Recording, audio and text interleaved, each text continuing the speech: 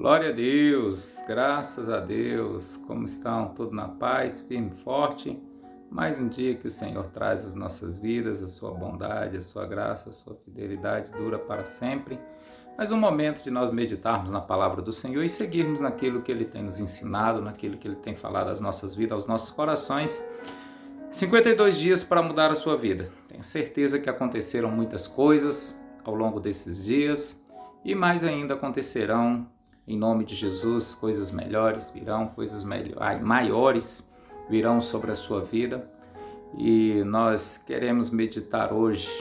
Quero meditar hoje contigo. Abra a palavra do Senhor aí no livro de Neemias, no capítulo 8, a partir do primeiro versículo, para nós falarmos sobre um princípio muito interessante, sobre algumas ações que norteiam as nossas vidas e que não pode sair do nosso dia a dia, não podem sair do nosso contexto, da nossa vida com Deus. Neemias 8, a partir do primeiro versículo, diz assim, E chegando o 7º dia, estando os filhos de Israel nas suas cidades, todo o povo se ajuntou como um só homem na praça diante da porta das águas. Porta essa que você já conhece, né, irmãos?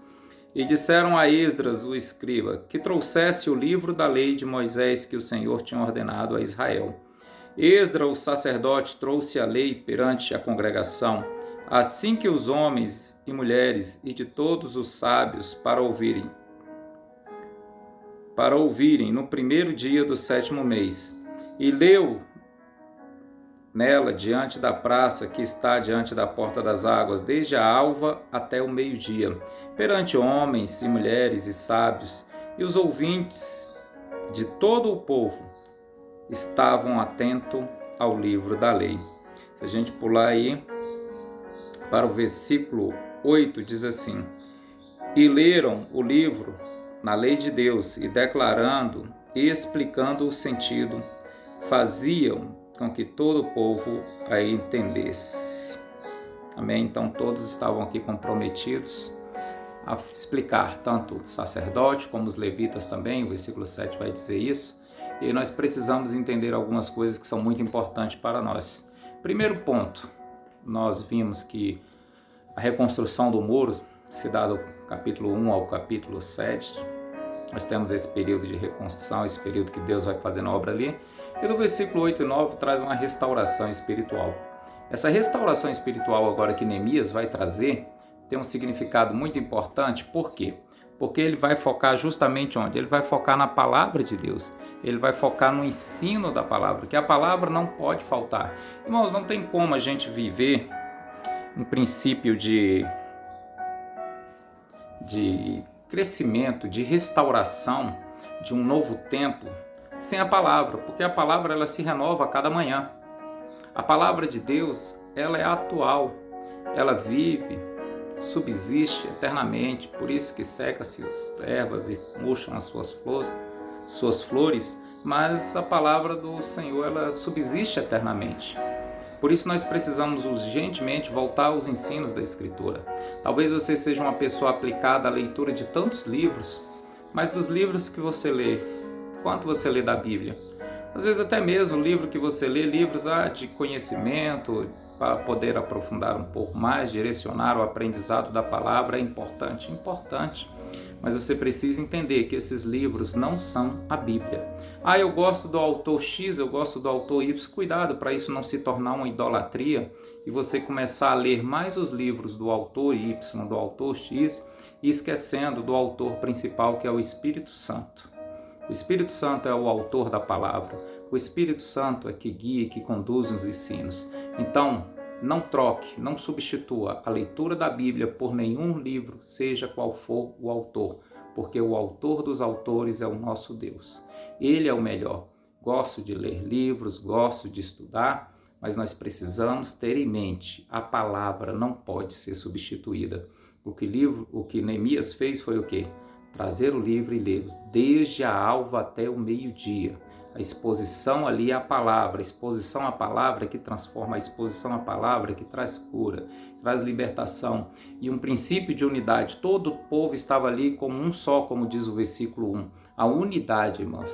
Mas porque a palavra, quando nós lemos a palavra, ela traz unidade, porque é um só cabeça, é um só pensamento, é um só direcionando o Senhor. Então nós temos que trocar os nossos achismos pelo que a Bíblia diz. É porque eu entendo assim. É porque eu acho assim. É porque eu creio assim. Não, irmãos, não é individual. O próprio Senhor explica a sua palavra. A palavra por si só, ela já se explica, ela já se interpreta. Então, nós precisamos nos submeter aos princípios da palavra de Deus, aos princípios daquilo que Ele traz, porque a palavra, ela é viva e eficaz. Ela vai cortar entre juntas e medula, ela vai trazer a restauração, ela vai trazer a exortação, ela vai trazer a consolação, ela vai trazer tudo aquilo que é necessário para as nossas vidas. Por isso nós não podemos de maneira alguma trocar, nós não podemos de maneira alguma substituir o ensino da palavra, o estudo da palavra. Nós precisamos dia após dia estar mais e mais focados no Senhor, mais e mais focado na sua palavra, mais e mais focado nos pensamentos, nos sonhos de Deus para as nossas vidas, irmãos. Nós precisamos, necessitamos. Então hoje, qual foi a última vez que você esteve tão exposto assim à palavra? Desde o amanhecer até o meio-dia, de um dia inteiro, de uma tarde inteira, não por conta de situações que aconteceram, mas estou falando pelo amor mesmo. Que às vezes nós vamos diante de uma situação que nos conduz àquilo, de uma situação mais atípica da nossa vida que está acontecendo, então nós recorremos, mas nós estamos falando de recorrer de uma maneira espontânea, estando tudo bem, estando tudo tranquilo, estando tudo sob as mesmas condições de tempo e temperatura. Como está a sua exposição? Então esse tempo até mesmo de alegria que a palavra traz, se nós lermos aí Neemias 8, versículo 10, você vai ver que a segunda parte desse versículo vai dizer o quê? A alegria do Senhor, a nossa força é. Então a gente precisa se alegrar no Senhor, e isso vem de quê? Da palavra. Irmãos, não tem como a gente viver um avivamento, não tem como viver 52 dias de transformação, se não houver, nós reparamos algumas áreas, reparamos vários momentos, várias áreas da nossa vida, as portas restauradas, elas têm um grande simbolismo da nossa vida, de áreas que precisam ser restauradas.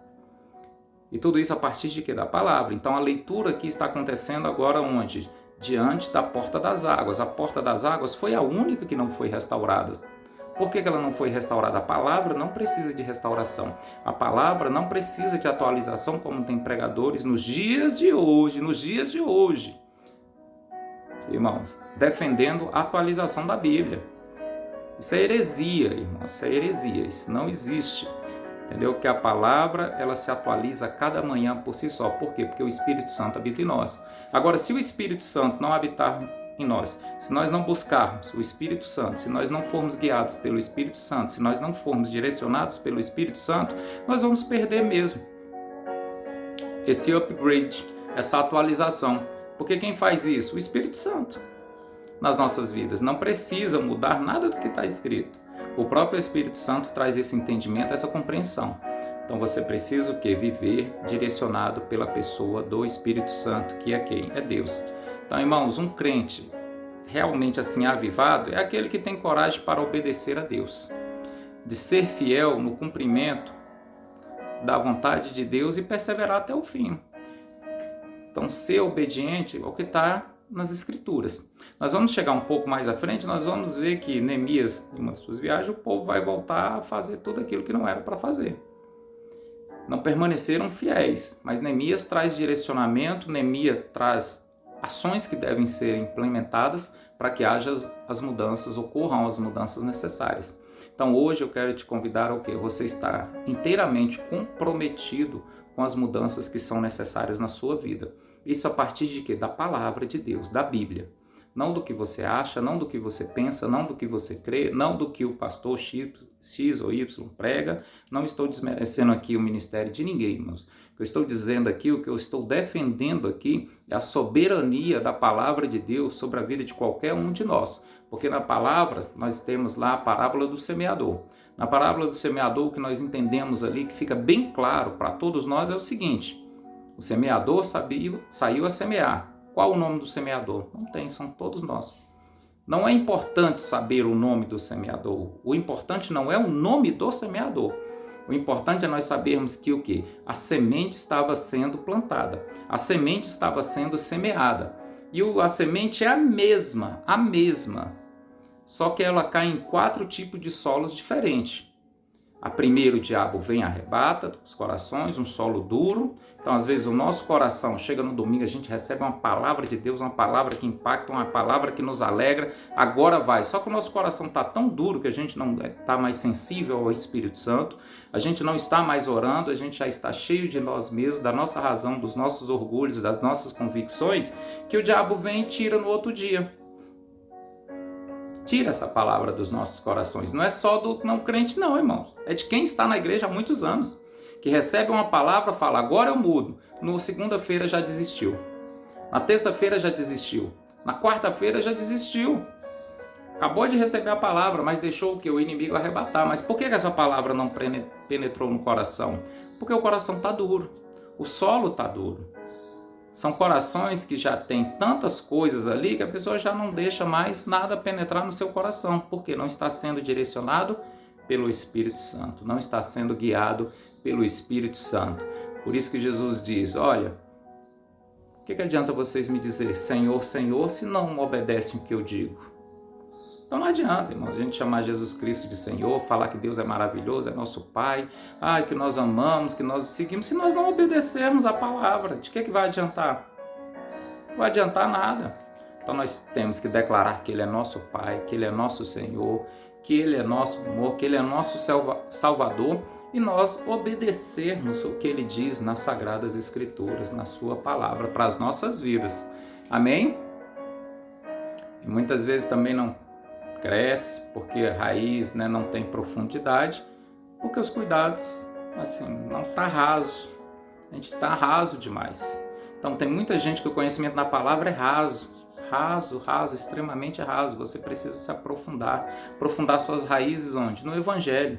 Não é em uma denominação, não é em uma pessoa, não é em um líder, não é em uma liderança. Você precisa firmar as suas raízes no Evangelho de Cristo Jesus, na palavra escrita, e não permitir que os cuidados deste mundo, as coisas deste mundo venham trazer ansiedade e nos levar, nos distanciar do Senhor, porque a palavra, a semente é a mesma, a semente é boa, que é a palavra de Deus. O que faz diferença, o que essa parábola vai trazer para nós, irmãos, são os 4 tipos de solo do nosso coração. Qual é o tipo do solo do seu coração? Aquilo que tem sido plantado no seu coração tem sido realmente, tem germinado, tem crescido e tem frutificado a 30, a 60 e a 100 por 1? Ou não? Como está o solo do teu coração para receber essa palavra? Você tem desenvolvido um coração de gratidão, um coração de alegria, uma linguagem dos céus para a sua vida? Como está? Então, submeta-se à palavra. Leia a palavra, faça um desafio, entra de cabeça, irmãos, entra com vontade, faça aquilo que você nunca fez, busque como você nunca buscou, ore como você nunca orou, e leia a palavra. Pega agora, pastor, está faltando pouco tempo, eu não consigo ler muito, não tem problema, começa a leitura da Bíblia agora, leia em 1 ano, leia em 6 meses, leia, mas eu quero uma coisa, leia então até o final do ano, meu irmão, pega da agora, você tem do dia hoje, agora metade de outubro, 2 meses e meio. Mas vão ser muitos capítulos. É o preço.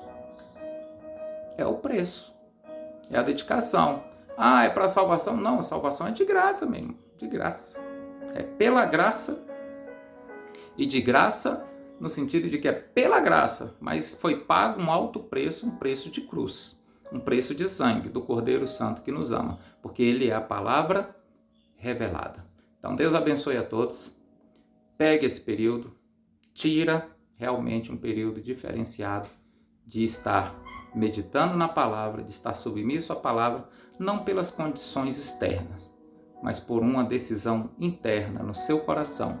E ore todos os dias, peça, Espírito Santo, me ensina. Espírito Santo, muda o meu temperamento. Espírito Santo, muda o meu coração. Espírito Santo, muda, transforma. Quando nós falamos aqui, finalizando, que a alegria do Senhor é a nossa força, não são as condições que vai determinar a sua alegria. Eu estou triste que aconteceu isso. Então, irmãos, o Senhor não é a tua alegria. Claro que a gente sente? Claro que a gente sente. Não estou dizendo aqui que somos totalmente insensíveis ao que ocorre, não. Não é isso. O que eu estou falando aqui, irmãos, é nós termos realmente o Senhor como a nossa alegria, o Senhor como a nossa torre forte, o Senhor como o nosso refúgio, o Senhor como a nossa fortaleza, esta alegria nele, hoje e sempre. Então que Deus abençoe e alegre-se no Senhor, porque a alegria do Senhor a nossa força é, como declara aí o versículo 10 do capítulo 8 de Neemias. Fiquem na paz, Deus abençoe ricamente a vida de cada um de vocês em nome de Jesus.